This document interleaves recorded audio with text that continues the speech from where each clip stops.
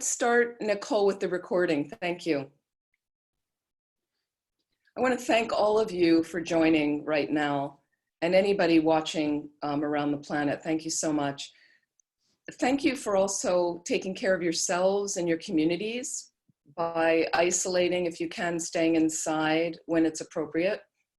And I want to thank Thubten Kunga Center, Nicole and Rebecca, and all the people that are involved with Thubten Kunga Center who made this possible for hosting this right now. So thank you so much. I think it was nice, a little bit of sharing we were doing before we got started. Informally, I think is also helpful, these forums. So there's a number of things centers are doing, and you can find those online and things like that. So it does require us to be involved sometimes online or with social media, or at least to get your newsletters, online newsletters from your centers that keep you informed. And just to let you know, if you're not sure, that following this today, we're starting a half-an-hour prayer session. So Lama Zopa Rinpoche and His Holiness the Dalai Lama have mentioned there's some practices that are excellent to do. Number one, for your health. Some of those I do normally in my practice, but there's some that are right now for the planet that they've recommended. And also along with Khandrola, the amazing female teacher that has been recommending. So there's, these practices really only take a half an hour, but people get intimidated by mantras or which is the one, and we're gonna try to help you download and get all the materials if you like, but it's easier to, if initially somebody leads it, they're very short prayers, and this way, then you can do some on your own if you'd like on other days, but we're going to start for 2 weeks, hosted by our New York Center. And I'll give you the link near the end. So they've also got it. Once you have Zoom, you're already registered for that, and they're going to do it via Zoom.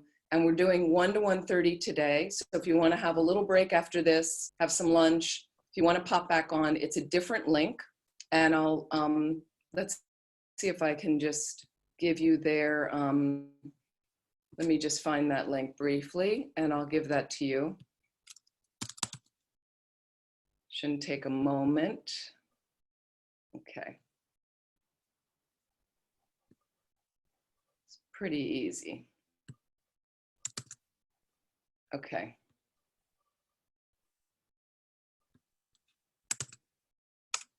So there's the link, 1 to 1:30, but what we're gonna do is Saturday and Wednesday, half an hour, we're gonna start Saturday and Wednesday. So today, April 1st, April 4th, April 8th, we're gonna see where we are. We're gonna see if people are joining, and this way you'll have time to get the practices. We're gonna post them as well, but they're in that link as well. If you click on what it says practices, and then all of them will come up and you can just pop on them and they open up. It's very easy. We're gonna try that because this is what is being recommended by our spiritual teachers. And I've been doing them, and I just find you feel like you did something, and it's only a half an hour. So again, maybe you don't get to all of it, but you do some of it, the part that resonates. I think it's really powerful. So we're gonna try and see. Rinpoche has often recommended that group practice is incredibly beneficial. And it's a way that if we have a little time before people pop on and things, we can have a little 5-minute check-in as well, which I just think seeing each other is a great support for each other. So to know that we're all out there. Okay, so thank you so much. What I'd like to do is, right now I find one of the benefits in keeping myself grounded and keeping my heart open is making sure my mind's oriented in the right way from the moment I wake up in the morning, and throughout the day, can I come back to a positive motivation? Positive motivation. And a lot of you, I've done these exercises with you in the past. So I'd like to start with a meditation on gratitude. And I find that gratitude cuts through everything, because just looking at the group right now, and seeing we've got about 28 people with us. So seeing the various people that have popped on, we have access to the internet, which is an incredible advantage right now. So do we have gratitude for that? The fact that I have electricity in my house that's running, that I have running water, that I have food, and I can get more food if I need it, it seems right now. So there's so many things to be grateful for that keep us away from panic, depression. Somebody always will have it worse than us, the fact that we're here in this group. So let's get more in touch with that. And if you'd like, wherever you're sitting, you can be in a chair, on a sofa, it doesn't matter, but just make yourself as comfortable as possible.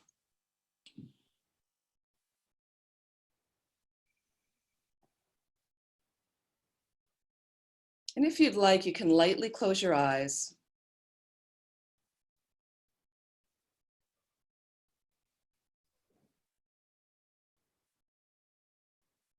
And just allow a normal, natural breath to begin moving through your system. It's always moving, but now you're focusing a little bit more on it.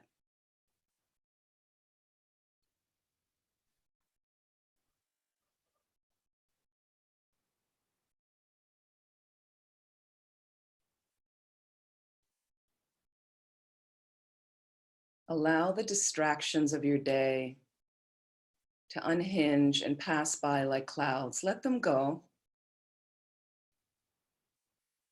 For instance, you might have been watching the news or looking at something on your phone. Let all of that pass by right now. This is our time to bring more presence into our mind, be here now. And from this space, I'd like you to think about welcoming yourself here right now.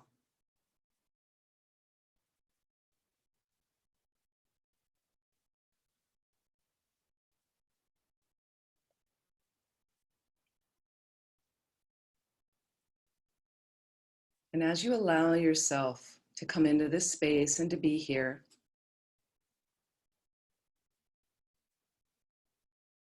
imagining your heart space opening as well, as in your mind you begin to welcome all the others that are participating right now. So 28 different addresses have come up, but some people are watching it with someone else. So we probably have around 30 people here. As you inhale, welcome, welcome everybody.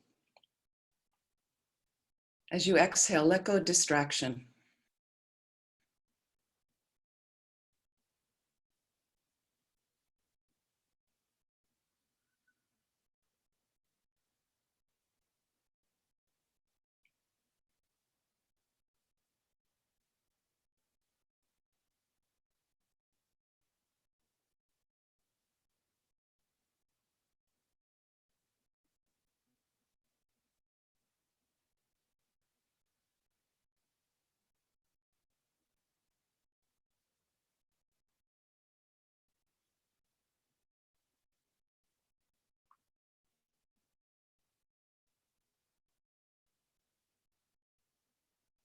And as we move into gratitude, and you're just allowing that normal, natural breath to move through your system.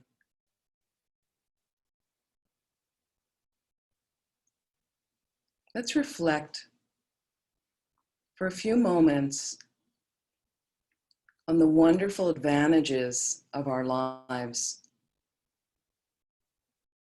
Wonderful advantages through the circumstances of our lives. For instance, I mentioned we have electricity. Perhaps you do. Perhaps you have running water that is okay to drink right out of the tap. It's a huge luxury in many countries. We have relatively clean air to breathe.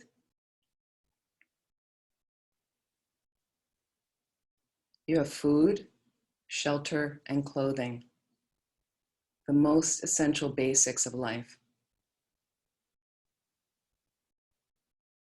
As you're inhaling, allow yourself to breathe in and imagine like a wave of this goodness comes over and permeates, melts into every pore of your skin right now. This wave of appreciation. And imagine it coursing through all the different systems of your body. And imagine it washing over every organ. Moving deeply into the bones. And all the way down to a molecular level. So every cell, every minute particle of your body is touched with this gratitude.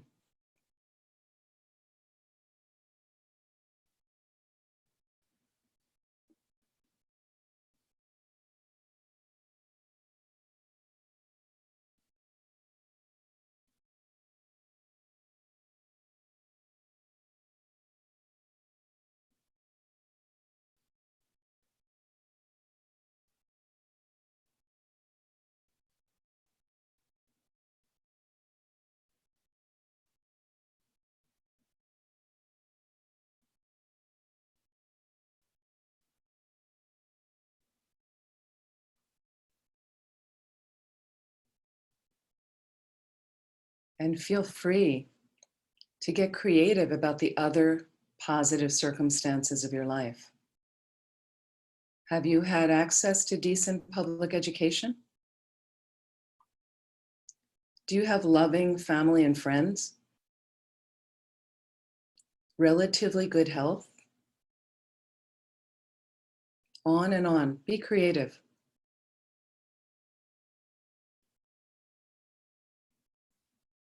And also allow that appreciation to melt through all of your mental activity right now, to melt through the mind as well as the body. So every thought, every idea, every mental distraction is touched with this gratitude.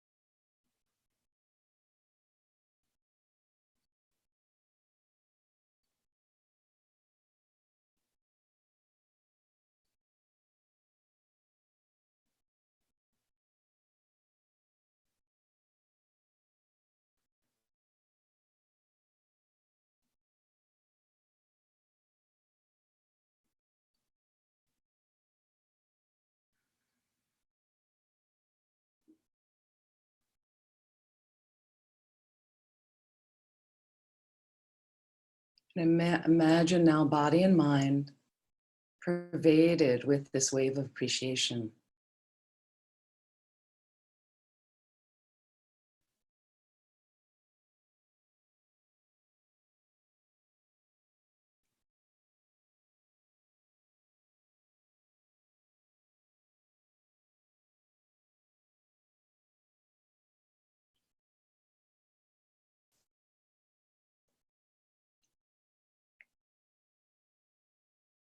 And let's explore now another level, appreciation for yourself. Reflect for a moment on your good qualities. Many times this is more difficult for us. Reflect for a moment on your good qualities. Martha mentioned considering the doctors having to make difficult decisions. That's a wonderful quality to have. The fact that many of you are isolating at home, like Gina said, she stayed home so as not to infect anyone else. Wonderful practice at the time. Fantastic. Some of you living with other people trying to help. Some of you trying to help your neighbors. Some of you checking in on the phone or with face calls with people who may be more vulnerable. Reflect for a moment on these good qualities. And again, allow that wave of appreciation for yourself. Just think you are good enough. Let that penetrate body and mind.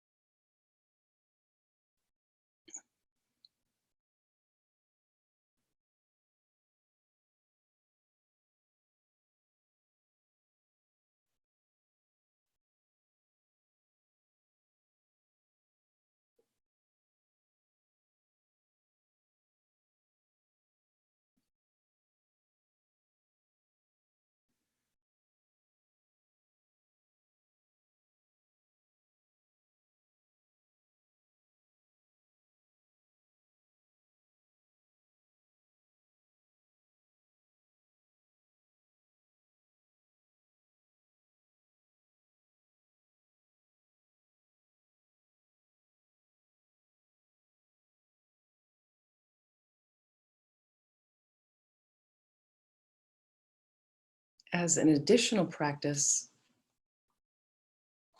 if you find yourself these days going a little stir crazy from being inside, perhaps not getting your normal exercise,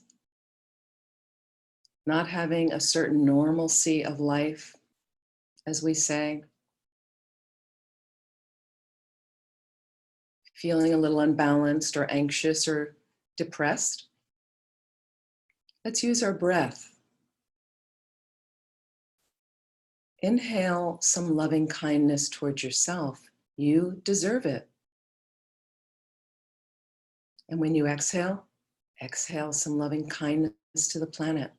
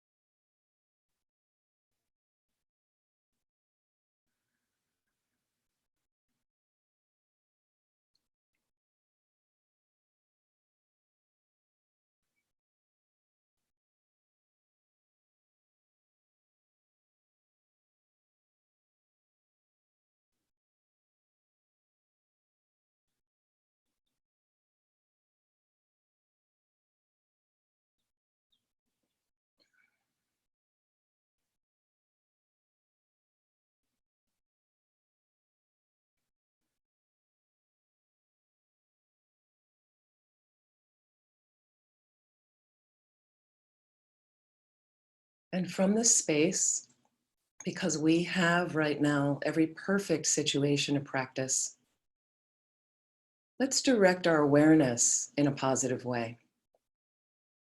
Rather than letting the distractions pull our attention into negative spaces or other spaces, setting a positive motivation directs that awareness, how you would like it to go.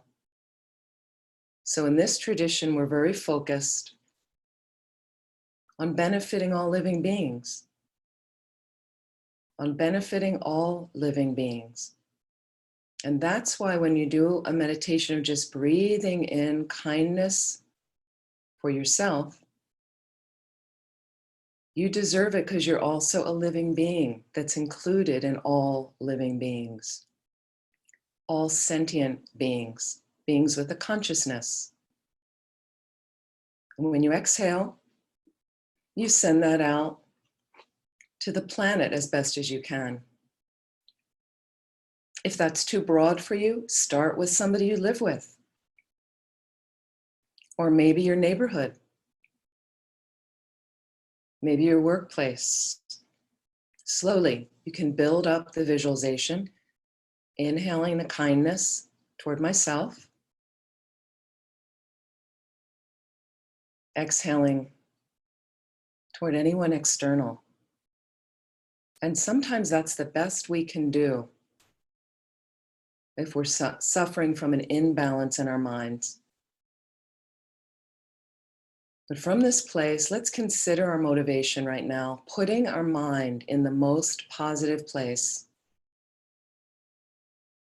Imagine if we could reach a place like Buddhahood, like full enlightenment, because then you're unlimited in helping all sentient beings. Then you're unlimited. So you would know exactly the best thing to do right now, the best way to show up for someone, including yourself, the best thing to say to someone. You would have the best thoughts all of the time. And every moment, you would be benefiting all living beings. So if that's something that interests you, feel free to roll that into your motivation right now. And just take a moment orienting yourself in as positive a way as possible, positive direction. Set that motivation for our time together and all the activities of the rest of your day.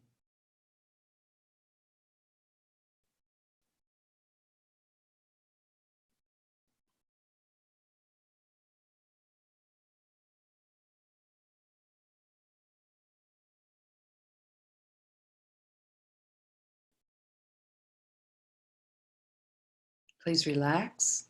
And when you're ready, slowly open your eyes.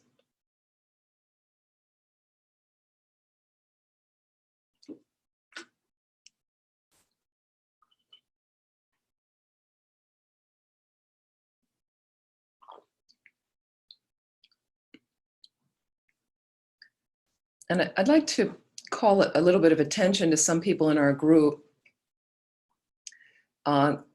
If you can go on to the different names, there's Maureen. And Maureen's a retired nurse, so she's been consulting with people on the phone, which has been very helpful. And there's another named David Harvey, if you see there. This is a couple from LA. So she's waving, Liesel's waving. So Liesel is a social worker. So she's still going into work right now to help people. Can you imagine? In Los Angeles area. So there's people out there that are still there in the trenches doing it. Somebody who's not with us today, she's probably working, just looking for her name, is Gina Canisi, who's a nurse. And Maureen Lynch is a nurse. I see Maureen has popped on. I don't know if Maureen's probably working at home, I think she mentioned. These are people that are still out there in the healthcare industry, though, healthcare field, where there's an urgent need right now. So I really think fantastic that they took a little bit of time to join and get some support, and we can think about them at times. And if you decide to put your camera on a couple of the Maureen, that people can see you, but you can see people right now. So thank you so much for those of you that are in there, right, up close and personal with this illness like that. And please stay safe and healthy for all of us. So let's talk about overcoming obstacles, and then we're going to do this Tara practice. And I wondered right now, while we're getting settled, and thank you to Rebecca for making this available to everyone, is there anybody missing that doesn't have the practice right now? And just put your hand up, and then Rebecca can kind of find a way to get it to you if that's possible. So we've got Maureen, Erin, and let's see, who else needs the practice? Anybody else that I can see? Erin said she needed the practice. And you're welcome to also just listen if you don't have it, but it's also nice, some of it you may want to do with us as well. And I'm also going to give you a little treat. Somebody just sent me His Holiness reciting the Tara mantra that we're going to be doing a little bit later. His Holiness the Dalai Lama. So that's going to be a nice support for us as well, just to hear His Holiness's voice like that. Okay. So I want to talk about in overcoming obstacles, and let's focus a little bit more intently right now. Things that I think are very helpful. And I want to explain a little bit of why we're doing some Tara practice. Tara is an emerald green goddess, female emanation or aspect of the enlightened consciousness. So it's really nice because a lot of people like to have a feminine aspect once in a while, because a lot of it is more male focused like that. So there are actually 21 versions of Tara, 21 versions. And there's a Tara praise we're going to do where there's a verse for each one. And somebody sent me a link of the 20th one, I think, but we'll read the verse together. We kind of chant it kind of quickly. The 20th one, I think, is the one that deals with disease, that overcomes disease. So you might think of Tara or even the Taras as friends of yours. And I actually like to call on them at times from my own just spiritual history, in a sense, that I feel like there are beings out there that seem to be doing a lot of good on the planet, but sometimes we don't always see them, but the energy is there. And that's been my own experience through retreats and practices that has really helped sometimes to remove an obstacle. Is just, I might talk to a friend. We go to friends and family for help. Are their minds unlimited? And what are they advising from? But if I can kind of just imagine Tara, my friend, helping, and I'll give an example. We obviously would like to call upon her, not for just mundane things, because you want your baseball team to win, right? I mentioned sometimes looking for a parking space in Manhattan. I have pulled out the Tara mantra, okay? But those aren't necessarily the best things to use it for, okay? But when I'm on a plane and there's a lot of turbulence, and I might be a little nervous, but I notice some people around me getting really nervous. So I just kind of think of the 21 Taras, and I'm like, and there they are holding up the plane, kind of, we got your back, we're there. So why not call on something like that instead of letting us go down what perhaps for some of us is a habitual path of anxiety and depression. So again, this is all about training the mind to find some more positive cushions of support to help us, especially now. This is a perfect time to practice. We've got some tremendous difficulties, so why not start orienting the mind in a healthier way like this?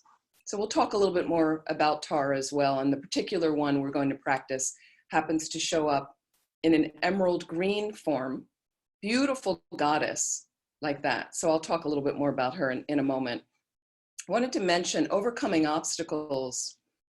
Let's be practical right now. How can we overcome obstacles? And what obstacles am I sometimes habitually setting in my space and setting in the place in front of me? So one of the things to get real about right now is your consumption of news and what's coming into you, of what devices you're checking, that you may be on a little bit more than you need to be. And what I'd ask you to do, if some of you watch the news, which I'm sure a lot of people are, on your phone, on your computer, internet, TV, it doesn't matter. Can you notice, number one, are you checking a little bit more right now because maybe you're not at work? And please, can you notice the space of mind after you check? If you check once, okay, you want to know what's happening, fair enough.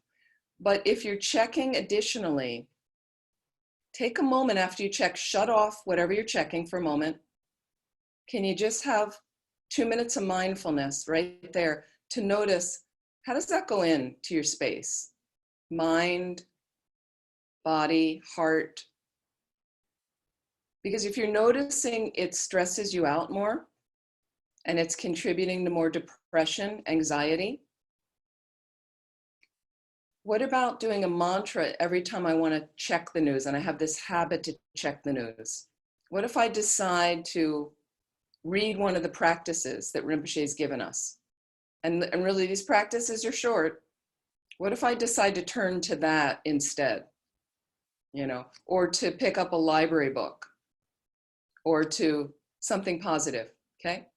So I can't stress that enough because a lot of people that I'm speaking to, a lot of people I'm in touch with, face calls, people that are needing help right now, we're trying to get them to limit access to the news. Just stop, it's a habit. Get away from the news if you can, okay? The news is not gonna be very good, especially the next couple weeks in the States, okay? We know that, we already know that. So you wanna check in once a day of this and that, okay, but can you give it a rest? Please try to insert some healthy thing, okay? Then another thing, people say to me, they're eating a lot and they're not getting enough exercise, okay? So remove yourself from the kitchen. Make sure there's something set up in another part of your house where you feel comfortable, you enjoy going in there, and that's working for you more. Get yourself out of the kitchen. If your computer's in the kitchen, move it to another room and do your stuff there, if it's possible for you to do that. To just see if there's a door to your kitchen or shutters or something where you can close off that space a little bit part of the day, close the door. Move yourself away from that space if you can. And then these are all the things you already know. A lot of you are already doing this. So the weather right now in the Northeast is not very good this weekend. So this is a perfect thing to do. You're inside, but you're doing something, I think, pretty constructive, let's hope. And there's a lot of wonderful things online. So feel free to go on to something like that if I have to be inside. A second thing you can do is there's a lot of online exercise available for free. Try one. Try it for 10 minutes if you're not going to do the whole practice. Try it for 10 minutes. I know it's harder to do when you're alone. Maybe you live with someone and you decide, I know a few friends of mine that are together, couples, and they, you know, I phoned and one of them said, we just finished our half-an-hour exercise time, and they do it inside. So they have an exercise inside if it's raining out. Let's be practical, okay? But when it's nice outside, those of you that are able, please go outside into nature. Okay, for a lot of us around the planet, just looking at your geographical areas, spring is coming right now. Spring is coming. So I went out in my neighborhood. You can walk separate from other people. And in my neighborhood, when I saw people coming down the sidewalk, I stepped into the street and made space for them. Maybe they have a baby carriage with them, okay? I can step into the street right now because there's less cars in the street, less people are driving. Of course, do it safely. But I went out and spring is blooming all over my neighborhood. So I decided to take photos of a few magnolia trees that are in full peak bloom right now. And then a couple friends of mine were struggling, and I just sent them 3 photos of the little magnolia display of my neighborhood. Okay, but you get out there and the birds are out there. Now, if you're in Brooklyn, it's urban, okay? But there is Prospect Park. I don't know if it's okay to, you know, walk in Prospect Park right now, but let me tell you something about getting outside while we can safely, with distance, okay? And if you feel like that you want to cover your face with a mask, cover your face with a mask. Only if you are feeling okay. If you're not feeling well, please stay inside. If you're feeling okay and you get out there. So this is the issue right now where my sister lives in England. She just said they're not letting people walk outside now. That's how kind of stringent it's gotten there. So, you know, that may come a time here, but while we can, if it's nice, some people even put your raincoat on, put your waterproof shoes on and go out in the rain and walk. But when it's nice out, See if you can get out there for a little bit a day, and just without checking your phone, without, you're just walking around and watching things and notice. And if you can get to a green area like a park or a woods, there's so much going on right now because of spring is coming. So if that's something that's possible, fantastic. So another coping mechanism I wanted to add, and this might be too late for some of you, but if you're a member of your local library, you can download library apps and borrow books online. The libraries are closed, and I went by, I had to drive out to get some things from my neighbors the other day, and I went by my library because I have some books out. I ran in and got some books before they closed. And fortunately, I was wondering about, when do I return them? Or they're going to be due the beginning of April. What will happen? And there's a sign on it, and it said all the books have been renewed through May 24th. So I don't have to worry about it. But the thing is, with the library apps, one of them is called Overdrive. If you're not familiar with that, Overdrive, okay?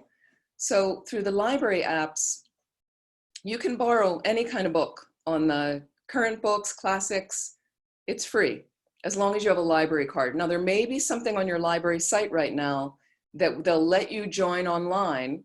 Again, I don't know, but this way you can do it. And if not, find somebody else that has a library card and ask them if you can borrow their number for the time being. But I have a feeling there are probably books at your home that you've been meaning to read. So this is the time, right? Well, why not do this? Now, the other thing I'm going to do is I can trade some library books with my neighbors. Excuse me.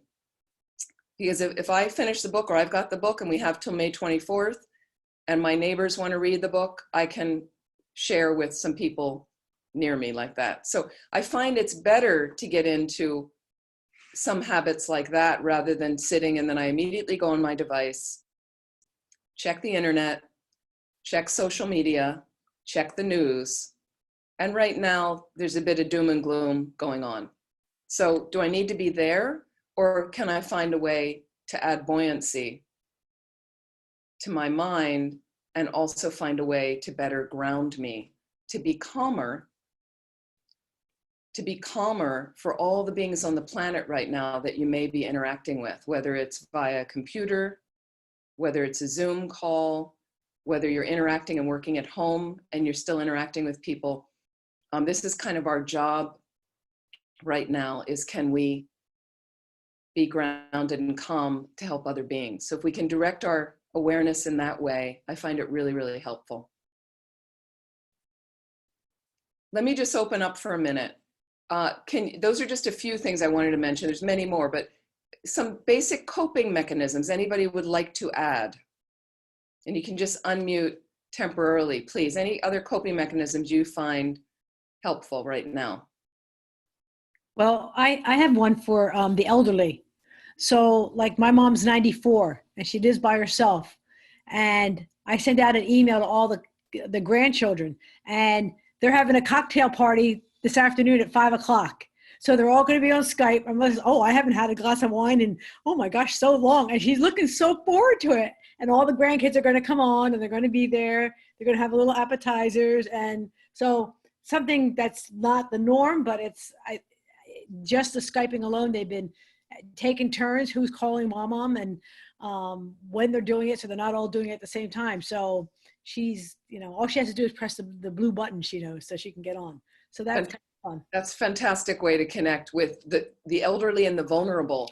Mm-hmm. And one of the things, thank you, Maureen, one of the things that's been really melting my heart is I have watched the news, and when I see about how people are trying to connect through glass with their elderly parent in a nursing home, it breaks my heart. I mean, it's a wonderful thing to do, and it is lending support, but these people are really struggling. And I have to say, my dad passed last year, but he was in a senior assisted living place, and they were locked down a couple of years ago for a normal flu for like a week or two, and he was kind of going crazy. And I can't imagine how it would be for him right now and how I would be concerned about him and the people in his building. And I've actually contacted the building recently, one of the care workers who was kind enough to communicate with me about how certain people I know are doing, and they're doing well right now, but it's very challenging. So thank you. That's wonderful to have a virtual party. I just discussed recently, we're moving into Easter and Passover time for some people, right? And some people have gatherings, and my family normally from a Jewish background has a Seder. So I doubt we're going to be able to meet and do that. And so my sister, I'm going to join her Seder in England. We're going to have a virtual, so we're all kind of looking forward to that and excited, and we're going to make our own food wherever we are. And we'll still, that's a great way to be together like that. Other things people want to mention?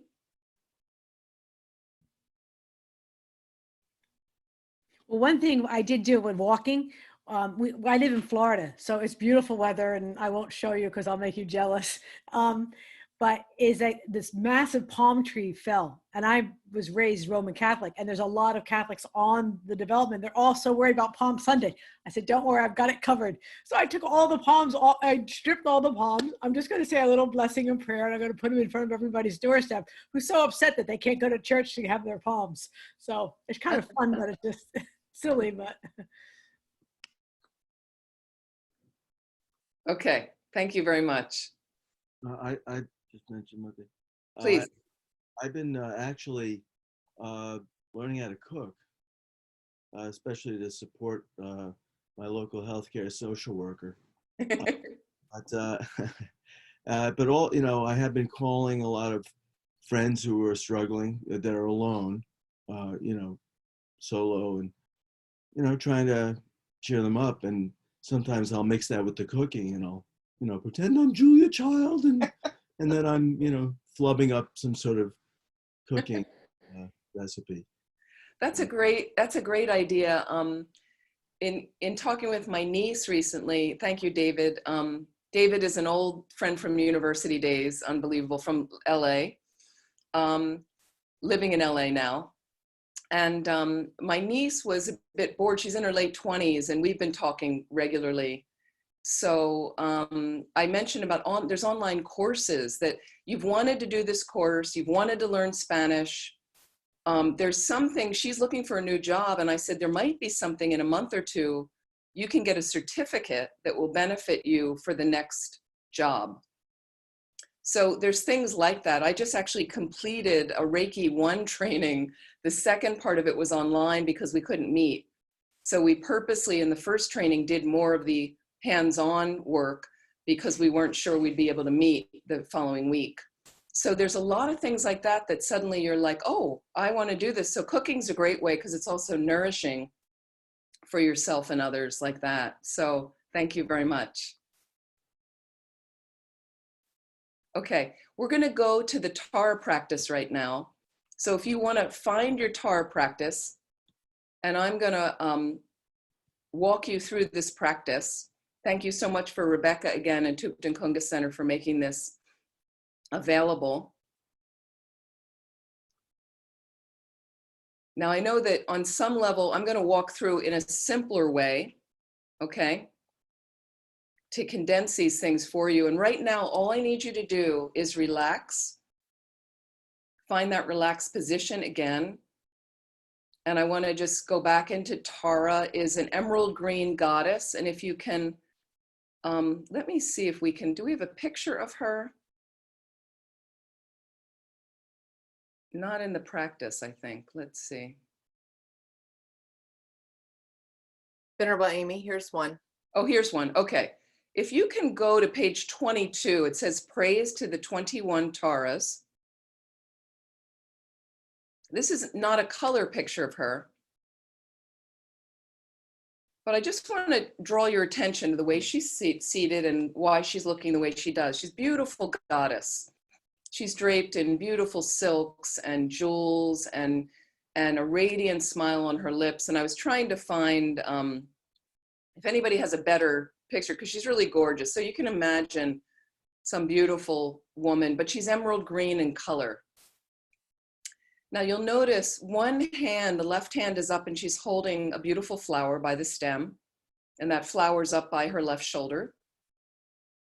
Her right hand is extended out, and that's by her right knee, and that is a mudra or a position of kind of granting realizations and blessings disseminating from her right hand. If you can see, her left leg is drawn in, and that's like the normal kind of Vajra position we sit in to show she has control over sexual energy or desire. So she's really subdued her mind in that way. But her right leg, you can see, is extended out a little bit. And that indicates she's very active, this particular emanation of Tara, representing enlightened energy. So that right leg extended out shows she's ready to spring up and help all living beings. That's what this particular version is all about, this green Tara. And one of the legends was that the Buddha of infinite compassion, Chenrezig in Tibetan, Chenrezig, or in Sanskrit, Avalokiteshvara, the Buddha of infinite compassion became overwhelmed with the suffering on the planet. His job is to relieve suffering. That's what compassion is about, to wish others free of suffering. He became overwhelmed at one point, cried, and she sprang out of one of his tears and said, "I'll help you." So they're kind of related. And last week, it was great. We did some practice related to the Buddha of compassion. The Buddha of compassion is also whom His Holiness the Dalai Lama is said to be an emanation of. So I have been at teachings with His Holiness, as some of you have as well. And there have been times he has cried in teachings. And one time he was talking about suffering and he started crying. And it's also something, he's never ashamed of crying. You know, a lot of us cry and we immediately say, "I'm sorry." He cries, and then, you know, we can certainly experience grief, pain, and sadness and sorrow. There's nothing wrong with that. That's part of being human, right? And then the next moment, he blows his nose loudly into the microphone and then makes a joke and says, "There goes the nose." And so so for me, it really was like this Buddha of compassion crying. And fortunately, we have many manifestations of the enlightened or omniscient consciousness. So Tara is this one very active, enlightened energy like that. So it's wonderful that we can do this practice right now that will help us call on her a little bit more, that we can become connected to her a bit more to help us through this time.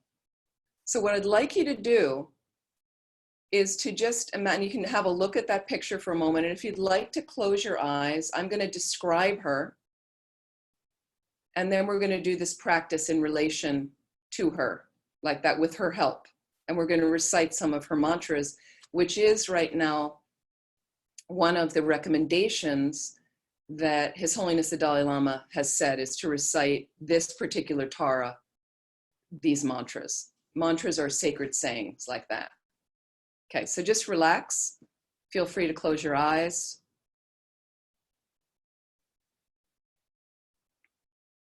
And imagine right now, above the crown of your head is a beautiful open lotus flower, multicolored lotus flower. And on top of that rests a moon disk, like a little moon lying flat. And upon these, imagine this beautiful enlightened energy emanation, Arya Tara, meaning she's a holy being. She's the mother of all enlightened beings. And if you'd like, if any of you have a particular root guru or teacher, you can imagine her one with that teacher.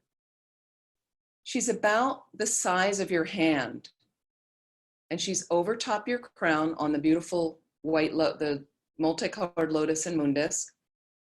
She's facing the same direction as you. And you can imagine She is seated, beautiful green in color, but like an emerald green, like a light, green light, rather than anything solid. And imagine that in the left hand, she's holding this stem of a beautiful white lotus flower that comes up by her shoulder. She's also holding a bell in her left hand that represents the right view of the wisdom realizing emptiness. In her right hand, she is holding at her heart a vajra that's like a small thunderbolt, and that represents our method to get enlightened, our compassion, or bodhicitta, the enlightened attitude.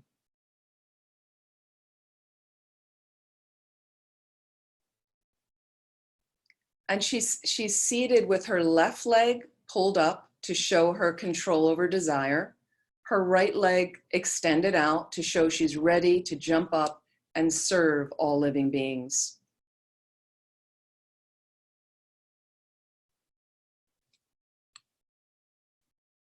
And sorry, the right hand, is extended over her right knee in the mudra of granting sublime realizations. So sorry, not holding, there's a different aspect that the booklet is giving us. So I'm just going to keep it simple. It's extended out, okay, granting these realizations. And the left hand at her heart is holding the stem of a blue upali flower, not a white lotus, a blue upali flower. There's another layer of visualization you could do, but we're going to keep it simple. Imagine her adorned with beautiful jewels, draped in beautiful scarves. And imagine now at her three places, meaning her crown, her throat, and her heart, is a white Om at her crown, O-M, in the nature of white light. If you'd like to visualize these, feel free. At her throat is a red Ah, A-H. At her heart, a blue Hum, H-U-M. They're standing upright. And imagine, in addition, at her heart is a tiny moon disk. And on that is her seed syllable Tam. And if you want to see what the Tibetan syllable looks like, it's on, if you go all the way down in the beginning of the practice, page 6, you can see the Tibetan syllables Om, Ah, Hong, again, white, red, blue, at the crown, throat, and heart. To the right is the bigger Tam. The seed syllable is simply an object of concentration. Can you imagine that in green light? So how is the Hong and the Tam there? Because everything's in the nature of light, they can be there together. And what I'd like you to visualize is from this little lotus and moon seed at her heart in the green Tam syllable, rays of green light radiate out in all the directions, okay? And they pull all the enlightened energy from all the holy beings. And all of that absorbs back into Tara's heart, fully energizing her. If you'd like to turn to page 6 right now, and if you feel this Tara over top your crown right now, if you feel some connection to that enlightened energy, if you would like to make a deeper connection,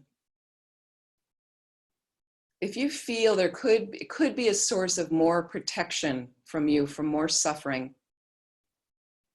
think if you feel, is this a source of refuge for me? That's what protection's really about, something that protects you from more suffering. So even though we gravitate to our devices, spend a lot of times on our phone, and that busies up our day, is that a source of real protection from more suffering for you? Of course, depending what you're doing on the devices. But if you'd like, we can recite, there's a prayer, refuge and bodhicitta at the top of page 6. We're going to recite this 3 times. So anyone who'd like to join in, feel free. I go for refuge until I'm enlightened to the Buddha, the Dharma, and the Supreme Assembly.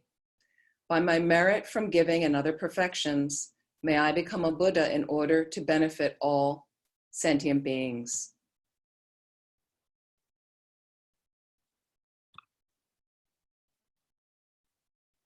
Whoops, I just lost my document. Let me go back there. Here we go. I go for refuge until I'm enlightened to the Buddha, the Dharma, and the Supreme Assembly. By my merit from giving and other perfections, may I become a Buddha in order to benefit all sentient beings. I go for refuge until I'm enlightened to the Buddha, the Dharma, and the Supreme Assembly. By my merit from giving and other perfections, may I become a Buddha in order to benefit all sentient beings. This next prayer, 7 lim, are 7 lines about paying respect or homage, making offerings, confessing non-virtues, rejoicing in virtues, asking the Buddhas to stay until the end of the suffering cycle of samsara, asking them to turn the wheel of Dharma, which is about teaching, and dedicating all the merit. This is a very profound prayer that's really helpful for practitioners to do every day. So it's included here. So if you'd like to join, we'll read this. With my body, speech, and mind, I devoutly prostrate. I offer all offerings, both real and imagined. All sins and offenses amassed from beginningless time I confess. I rejoice in all virtuous actions of holy and ordinary beings. O Gurus and Buddhas, please remain until samsara ends and turn the wheel of the Dharma for sentient beings. All my virtues and those of all others I dedicate to the great enlightenment. Mandala offerings simply represent, we're making an offering so that we can do this practice without obstacles. And this is just a more traditional representation. You can see the little mandala on your screen if you look at these prayers on page 6. We're going to read in English. So I'm basically trying to imagine I'm making an offering of the most glorious universes you can imagine, all the love you've ever experienced you can offer, all the precious, wonderful opportunities of your life. We can read together. This ground anointed with perfume, strewn with flowers, adorned with Mount Meru, 4 continents, the sun and the moon. I imagine this is a Buddha field and offer it. May all living beings enjoy this pure land.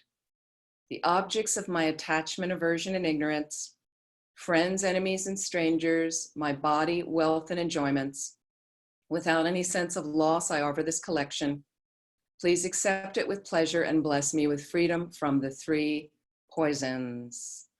Idam Guru Ratna Mandalakam Niratayami. So take a moment right now, and I'd like you to just make a request from your heart to Tara, or whatever she represents to you, of what sort of help you would like right now.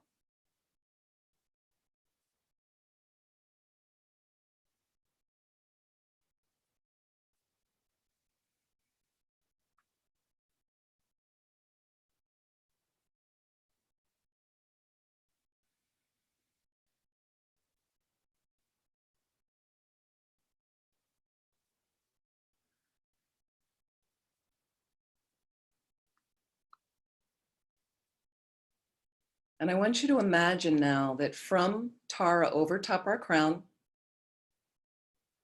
from the Hung syllable at her heart, and around the edge of that moon disk at her little heart is her mantra. If you turn to page 8 at the top, Om Tare, Tu Tare, Ture, Soha.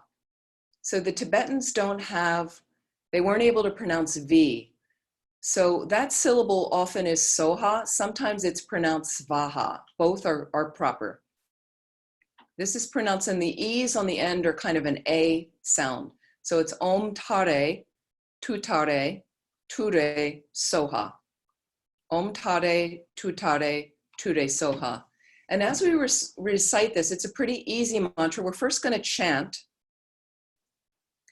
And what we're going to visualize is from that green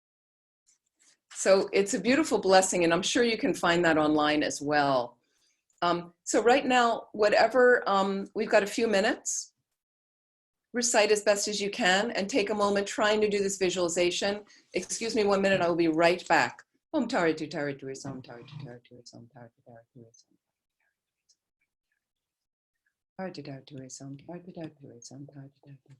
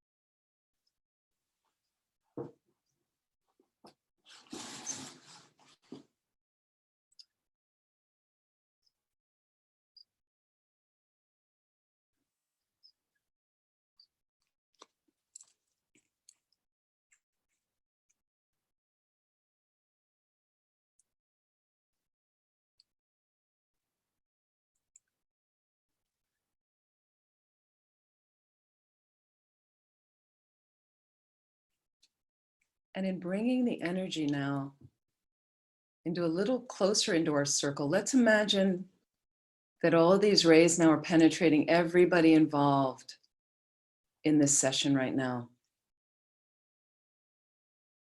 From Tara's heart, coming down through your crown, but also spreading out to all the beings right now participating on this Zoom session. Tara to Tara.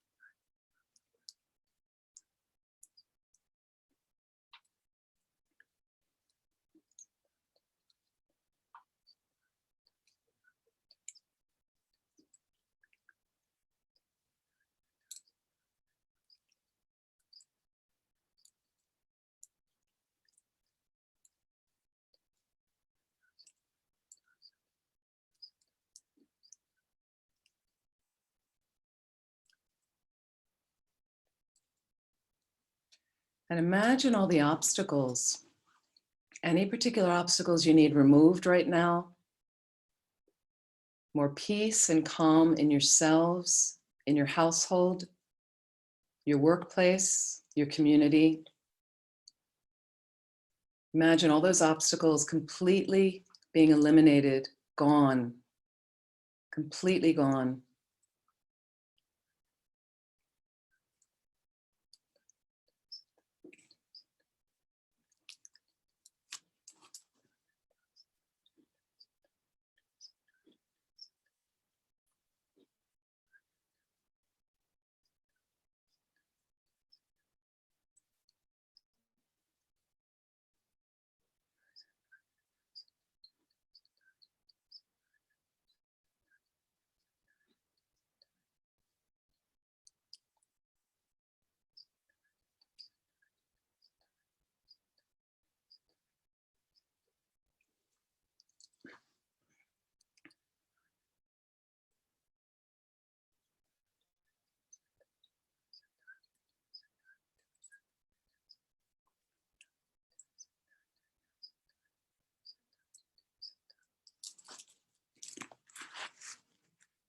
And once again, His Holiness. Om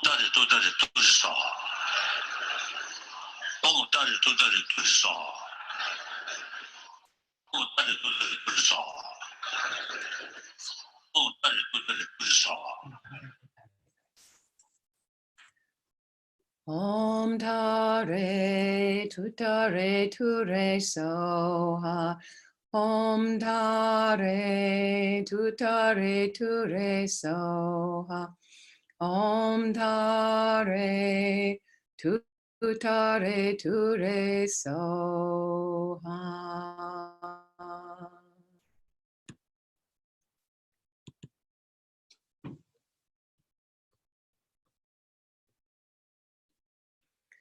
And just some additional things in this about the mantra. About the mantra, Om is often a beginner for most mantras with Soha as an ending.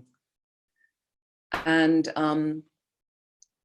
Om signifies Tara's holy body, speech, and mind. It also contains the whole mantra, the essence of the Four Noble Truths. You can read this in the booklet. That is the first teaching the Buddha ever gave. She signifies the female one who releases us from suffering, like that. And it talks about tutare signifies dispelling fears. So what could be better right now? Dispelling fears. She's the female one who cuts off the 8 fears or dangers, stopping inner fear, which is related to an outer fear. So here's what they list of these 8 fears. Ignorance, which is our fundamental confusion, and it relates to not having a direct perception of emptiness, is a danger of the elephant. So this was more in ancient times where elephants could trample you, but any kind of major danger like that, for us, it could be looking at having a car accident or something, right? It purifies hatred, which is the danger of fire, of being involved in a fire or something like that, from smoke, asphyxiation. Attachment, and these are the three poisons: ignorance, hatred or anger, attachment or desire, is the danger of water. So floods, which can manifest externally in floods and drowning and things like that. Another of significant root delusion, pride. Okay, the danger of being harmed by a wild animal. Number 5, jealousy, danger of being harmed by a snake. Wrong view related to ignorance, but also one of the 6 root delusions, a danger of a thief breaking into your house, stealing from you, manifests externally. Doubt, the inner fear of doubt, is the danger of coming back in a preta, or a lower realm of a hungry ghost realm that's created by a lot of grasping. Danger of being affected by somebody like that. And miserliness or greed, the inner fear of greed, is the danger of being imprisoned, being imprisoned. So you get a sense of what does she dispel, and there's more you can read in the booklet like that. What I'd like to do now is turn to the Tara praises, which we're going to recite one time through. And this you'll find on page 14. And actually page, 15 in English. So we've already invoked Tara to be here. She's over top our crown right now. And where it says the praises, we're going to recite these. And again, there's one praise, one verse for every Tara. If you ever get the chance, and if you ever have a chance to travel to Tibet, I've been fortunate to go there. There's a couple major Tara experiences that are in Tibet. One is from the airport on the way to Lhasa, the capital city of Tibet. There's a special temple associated with Master Atisha, who brought the lamp for the path to us, which is the foundation of our fundamental philosophy in this tradition. But if you go to Lhasa, one of my favorite places on earth is a special temple in the center of Lhasa called the Jokang Cathedral.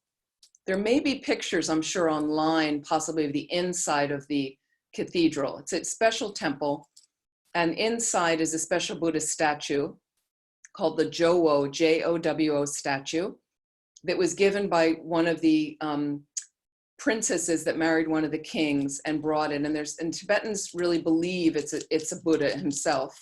So they will prostrate across Tibet to get to this statue.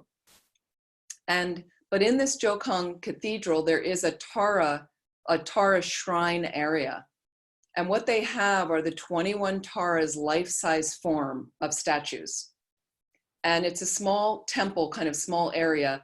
And you can just walk around there reciting these verses or reciting the Tara mantra and feel like this presence of these, in a sense, shall we call them power babes, okay?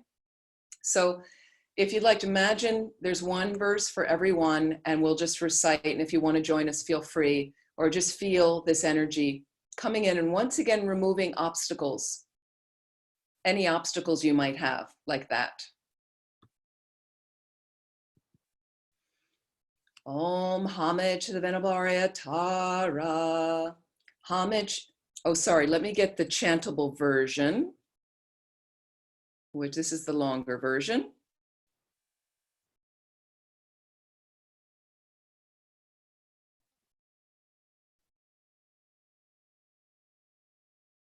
Okay, sorry. Page 24. Page 24.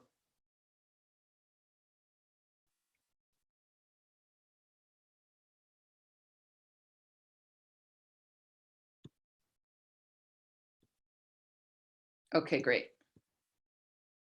Om, I prostrate the noble transcendent liberator. Homage, Tara, swift, heroic, eyes like lightning instantaneous, sprung from opening stamens of the Lord of three worlds, tear-born lotus. Homage, she whose face combines 100 autumn moons at fullest, blazing with light rays resplendent as 1,000 star collection. Homage, golden blue one lotus, water-born in hand adorned, giving effort, calm austerities, patience, meditation, her sphere. Homage, crown of Tathagatas, actions triumph without limit, relied on by conquerors' children, having reached every perfection. Homage, filling with tutare, Hung desire, direction, and space, trampling with her feet the seven worlds, able to draw forth all beings. Homage, worshipped by the All-Lord, Chakra, Agni, Brahma, Marut, honored by the host of spirits, corpse raisers, Gandharvas, Yakshas, homage with her trait and paid sounds, destroying foes' magic diagrams. Her feet pressing left out right in, blazing in a raging fire blaze. Homage to a very dreadful, destroyer of Mara's champion, she with frowning lotus visage, who is slayer of all enemies. Homage at the heart, her fingers adorn her with three jewel mudra, light ray masses all excited, all directions wheels adorn her. Homage, she's so joyous, radiant, crown emitting garlands of light. Mirthful laughing with tutare, subjugating Mara's devas. Homage, she able to summon all earth guardians assembly, shaking, frowning with her hong sign, saving from every misfortune. Homage, crown adorned with crescent, moon all ornaments most shining, Amitabha in her hair, not sending out much light eternal. Homage, she mid-wreath ablaze like unending fire abiding. Right strength, left and joy surrounds you, troops of enemies destroying. Homage, she who strikes the ground with her palm and with her foot beats it, scaling with the letter Hong, the seven levels she does conquer. Homage, happy, virtuous, peaceful, she whose field is peace nirvana. She endowed with Om and Soha, destroyer of the great evil. Homage, she with joy surrounded, tearing foes' bodies asunder. Freeze with Hong and knowledge mantra, arrangement of the 10 letters. Homage to Ray with seed letter of the shape of syllable Hong. By foot stamping shakes the three worlds, Meru, Manda, Yar, and Vindhya. Homage holding in her hand the dear marked moon of Deva leg form with twice spoken Tara and Pe, totally dispelling poison. Homage, she whom gods and their kings and the Kinnaras do honor, armored in all joyful splendor. She dispels bad dreams and conflicts. This is line 20, verse 20 of the one that dispels diseases. Homage, she whose two eyes bright with radiance of sun and full moon, with twice Hara and Tutare, she dispels severe contagion. Homage, full of liberating power by the set of three natures, destroys hosts of spirits, yakshas, and raise corpses supreme to Re. These praises with the root mantras and prostrations thus are 21. So feel free at any time if you'd like to recite those through the day or recite the Tara mantra, enormously helpful.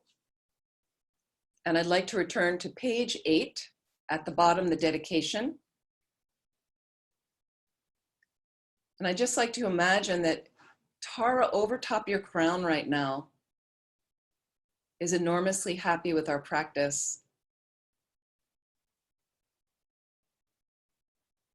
And imagine her dissolving from the edges of the visualization into the center, along with the moon disc mantra garland seed syllable at her heart, and along with the beautiful multicolored lotus and moon disc on which she sits, all dissolving into the center into a radiant, like an emerald jewel. And imagine that green drop of light dissolving into your crown. As best as you can, feel all of the blessings, all the realizations of that enlightened energy that she represents, of that aspect of the omniscient mind.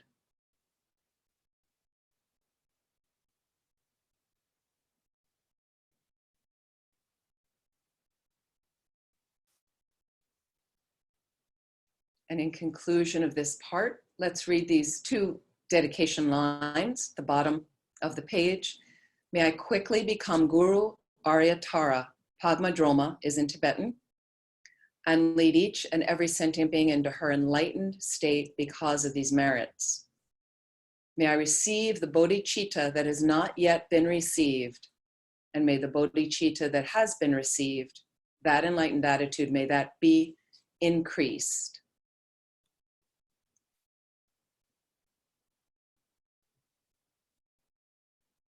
So I'd like to thank you for joining for this practice. We're going to continue for another half hour.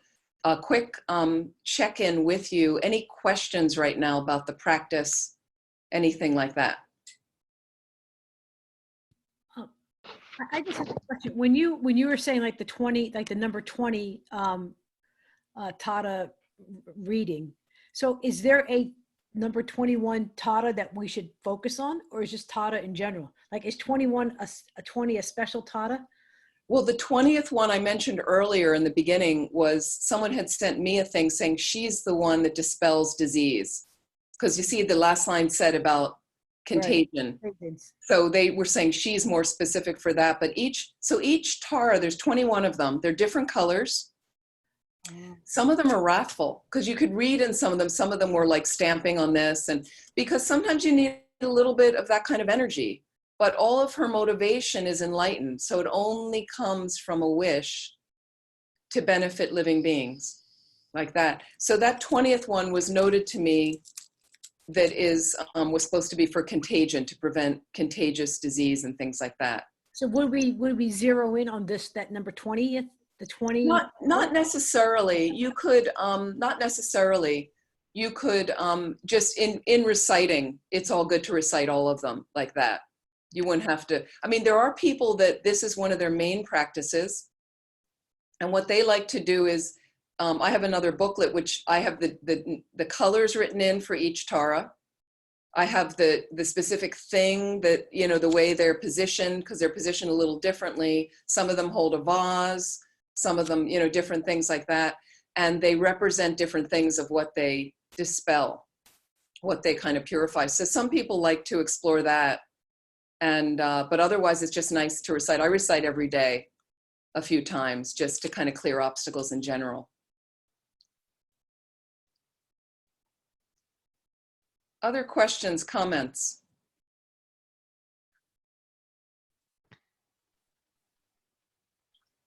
When is it okay to leave that open throughout the day? Does that make sense? Before dissolving it, to keep it with you? Yeah, what you could do, good question. What you could do is dissolve a replica of Tara. So you dissolve and feel the blessing and then leave her out there. So I leave some practices out there for me all day. So when I drink something, I first think of all them and offer to them first. Before I eat something, I'd like to think of my merit field. Merit field means it's a field I'm visualizing of lamas or my particular teachers or something more traditional, in front of which I can gain positive energy or merit. So if I'm mindful before I eat and like to think, let me offer first to them, I can gain some merit. And if I'd like to, so you can absolutely leave her out there. And then at the end of the day, before you go to bed, you can dissolve her and feel all that nice energy. So if there's a few, not like a multiple, but this is something I've done, I don't know if I'm doing it right or not, is that I've opened some of these up. So I'll go for a walk on a trail and I will try to do as many different mantras as possible so that it's in the mind streams of where I go on the trails.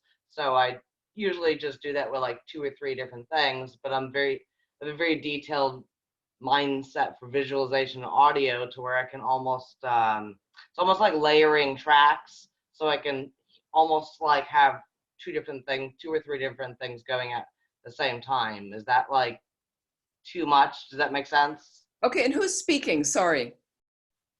Oh, my name is Beth. Beth, okay, great. Okay, no, I just wanted to have an orientation of who was. So Beth, I wouldn't do too many things at the same time. If you're walking on a trail, I find for my mind, I'd rather focus a little bit more intently on one thing, keep that clear, and then I can go to another practice. That's my own personal thing. I find it's too much to have too many things kind of going at the same time. I can't really keep that going like that. So I hope that's helpful.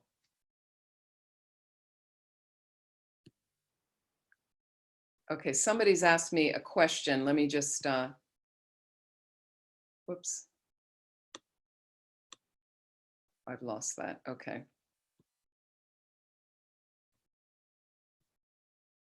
Let me see if there's other, okay, because people are sending some things on.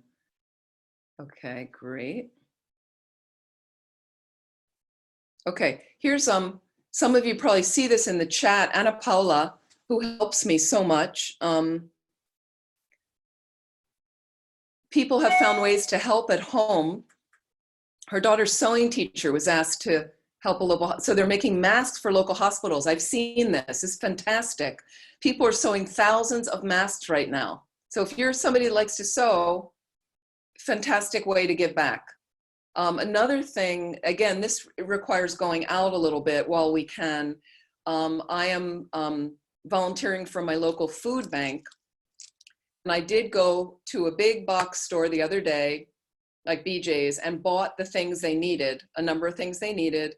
And I'm dropping it off next week, the day that they have the donations. And I have alcoholed the outer of everything I bought. So it's already wiped down, it's ready to go. So they don't get any more germs. And then what I do is leave it outside their door. I'm gonna leave it on a newspaper so that it's clean, or a clean paper towel. And then they have the time that somebody will be there and they pick it up and bring it in and make food for people. So there's things like that. I know that the pet agencies, the shelters, animal shelters, have indicated some of them are being inundated with volunteers because people are home right now. You can also foster an animal, meaning temporarily, if you're home right now. So there are different agencies like that where you're able to maybe have an item in your house. And I'm also volunteering for this refugee group, and I can drive it to these people, leave it outside their house, and I don't have to make contact with anybody. So there are options of things like that. So thank you, Anna Paula, for mentioning sewing is a great way, great thing you can offer. Okay, great. And somebody asked, so thank you, Gina. And the Laudo pilgrimage I mentioned, I was supposed to lead in May. We have postponed that to 2021. If you're interested and you couldn't go this year and you want to make it to Laudo, this remote area of Nepal, we're going to hope we can go in 2021. It's probably going to be April, something like that. We're not confirming dates yet until we know what's happening. But that could be very helpful, like that, if you have any interest. And there'll be more info as it arrives onto my website like that. Okay, so I want to go through some other basic breathing practices that I find helpful right now in overcoming obstacles. Tara really is one who, that's one of her main things, is dispelling obstacles, removing obstacles. She's kind of your go-to goddess like that for things like that. If you don't feel particularly connected to Tara, again, using the breath in a mindful way, just building in basic mindfulness practices can be enormously helpful right now. We started our practice with about the breathing in some self-compassion, loving kindness to yourself when you inhale. Whether you want to visualize light rays coming in of any color, melting into your heart, melting into your mind, permeating, again, the gratitude practice, permeating body and mind, all the way down to your cellular level is great. And then as you exhale, because I'm from a place of deeper calm, if it calms me down, let me send that out. And maybe first it's just one person in your house, one person in your apartment. Maybe I send it out to my apartment building. Maybe it goes out to my neighborhood. And imagining whatever colored light rays, whatever kind of images represent that to you. Maybe it's words of calm, hope, peace, healing, whatever those, let that disseminate if that helps. And I think one layer for our own selves, you feel stressed or something. And again, breathing in, I'm okay. Breathing out, I'm present. Breathing in, I'm okay. Breathing out, relax. Breathing in perhaps something positive, hope. Letting go, breathing out, anxiety. So you could put it into your own words of what positive experience would you like to come in right now? What negative experience would I like to let go of? Maybe it's as simple as inhaling, being present, exhaling, letting go. Slowly like that.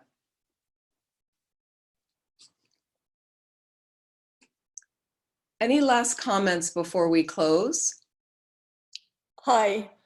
I would like to say that for people that live in Broward and Palm Beach County, Florida, there's a food pantry called Helping Hands in Boca Raton.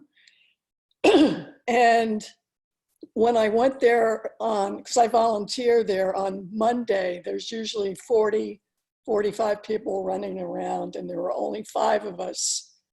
So Helping Hands could really use your help. I show up on Monday mornings if anyone else can make it. Thank you. Thank you.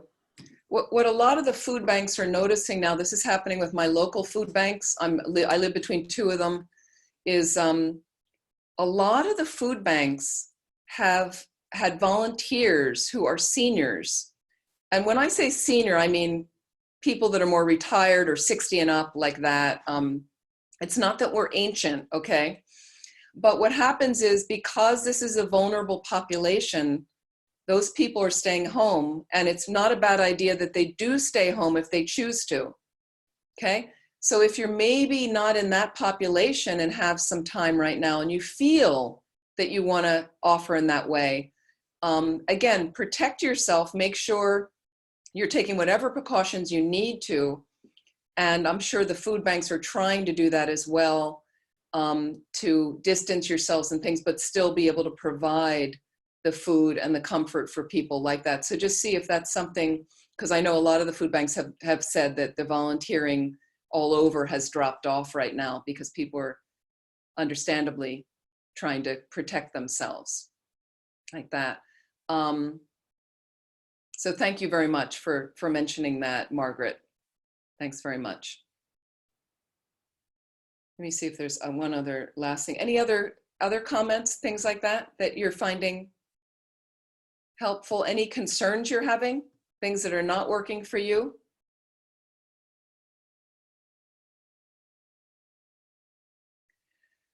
So I'm going to end there. And what I'd like to do is a longer dedication right now that I'm going to read.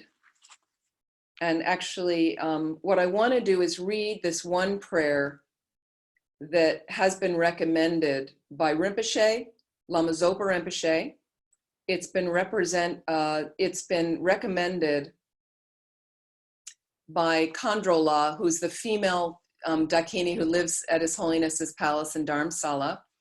She's beautiful, and she just said that what we're not really aware of yet is how this virus affects poor countries. So we're very aware of how it's affecting us. And it's a mess right now on one level, okay? So we're doing the best we can. I think these practices are enormously helpful. But what I just got a message the other day from Rinpoche's attendant, Roger, and he said that in Nepal, which has not been heavily hit yet, but they're closing down, they closed their borders through April, which I thought was a smart idea, close their borders to tourists. The unfortunate part is this is their main tourist season. So it's going to devastate their economy once again. And I've been in contact with some friends in Nepal, Nepali friends that are quite concerned. So Roger said to me that something like 1.5 million of the local workers in Kathmandu left the city and went back to their villages. It may be helpful for people to be in a more remote area now, but it's hard to say. But there's no work in the cities anyway, everything's shut down. So we don't know how it will affect these countries, and it could create a lot of famine, is what Khandrola said. This is a prayer That's one of our recommended practices we're going to be doing at 1 o'clock via the New York Center. The speech of Mahasiddha Thubten Gyalpo, a request to pacify the fear of famine. I'd just like to read this in closing. Having generated the mind, so just reflect on this, having generated the mind, aspiring to the highest supreme enlightenment, in order to truly liberate all infinite living beings, you, the compassionate victorious one, completed the 2 accumulations. The assemblies of guiding Buddhas, Bodhisattvas, Hira and Pratyeka Buddhas, Gurus, Yidams, Dakinis, and Dharma guardians of the 10 directions, Yaksha wealth gods, the lords of treasures, along with your retinues. Think of these protectorless living beings of the degenerate times with love. And then in order to truly protect these embodied beings who are tormented by the sufferings of hunger, thirst, and poverty, let fall a rain of whatever attractive enjoyments are needed: jewels, food, wealth, grains, bedding, and so forth, on this world's land of snows. Please pacify the harms of the 4 elements: untimely wind, fire, drought, rain, floods, and so forth. And may nourishing grains from crops, harvests, and so forth ripen and increase like they do during the age of completion by the force of having made extensive requests with strong entreaties through the force of love and compassion. May the aeon of sickness, fighting, and famine be pacified, and may we possess a happy, long life free from illness. Through the great compassion of the victorious ones and their children, and the force of the infallible truth of cause and effect, may the teachings of the victorious ones spread and increase, and may all living beings swiftly attain the highest enlightenment. It's that short, that prayer. And in closing, I'd like to dedicate whatever positive energy we may have accumulated right now from spending these last couple of hours doing these practices to helping our minds be calm, helping our bodies and minds to be healthy. May we be able to support ourselves and those around us in the most conscientious, beneficial way. May whatever practices we do help us to quickly reach that fully awakened state, as then we are most empowered and completely unlimited in benefiting all living beings. For the long lives of our precious teachers, particularly His Holiness the Dalai Lama and Lama Zopa Rinpoche, for the great flourishing of Thubten Kunga Center and all of our centers, and may you be healthy. So thank you very, very much. I'd also like to mention, and I know that Thubten Kunga Center had a $20 offering donation for each session. And they also make it available for healthcare workers for free, or anyone that doesn't have the funds, perfectly fine to pop in. If you feel you have a little bit more that you could contribute because you're, for instance, maybe not driving, not needing to fill up the car with gas, want to add a little bit more to Thubten Kunga Center, you can go on to their website, which please, Rebecca or Nicole, feel free to write in the chat area the different websites to make a donation, or to your local center, please, because the centers are struggling. So that would be great for them to continue to offer these types of practices. There you go. So thank you very much. And if you're interested, again, that New York link I gave you, 1 o'clock today, East Coast US time, which is in a little more than an hour. We're going to just have a half an hour to actually more formally go through practices that have been recommended by Lama Zopa Rinpoche and His Holiness, to keep yourself healthy, and also for the planet right now is what they've recommended. So here's the thing, please send the last prayer. Okay, the last prayer is available from the New York link. So Gina, if you can go on that link, there's the link again. Thank you, Rebecca. And in that link, you're going to see a click through on practices. When you click through, it takes you to the FPMT site of what Lama Zopa Rinpoche has recommended. And on that site are the listings of the various practices. All you need to do is click on each practice and it will open up the practice for you. If you have any trouble with that, let our centers know or let me know and I'll try to get you the practice. So definitely migrant camps all over the world. There's refugee camps all over the world that are struggling. I think of the prison population right now. They have no option to be isolated, to distance themselves. So what's it like when it hits the prison population, which it is hitting? So thank you very much. Anybody that would like to do those prayers, please feel free to join us. We're going to do 4 times. We've got 4 schedules, Saturday and Wednesday, 1 to 1:30. Pop in at any time. We'll continue it if more people are interested because group practice is actually very, very beneficial than just also doing on your own like that. Any last comments before we close?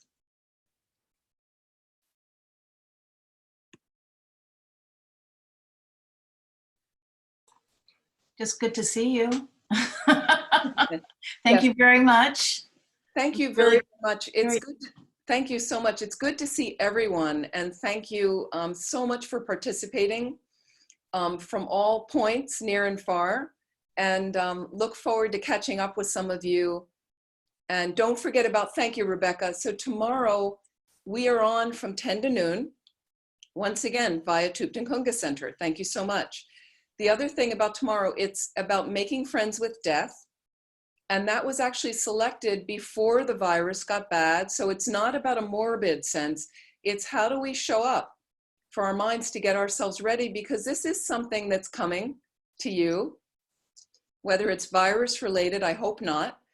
But eventually this is something that will be happening. And it's also good to look at it and to look at it in a more positive framework of how do we really get ourselves ready for that situation without being too fearful like that. So that's what we're going to talk about 10 a.m. tomorrow morning. And then in the afternoon, tomorrow, 1:30 to 3 is an hour and a half. That's a Facebook Live from our San Francisco Center. So if you're interested in that, let's see if I can just give you that center. It's on their website, but a lot of this is on my website as well. Thubten Ling Center. You can have a search in San Francisco and you can find a lot of this probably on my website right there. So I'd like to thank Nicole, Rebecca, everybody that made this possible. Please have a good rest of your day. Maybe I'll see you at the practice session and lots of love.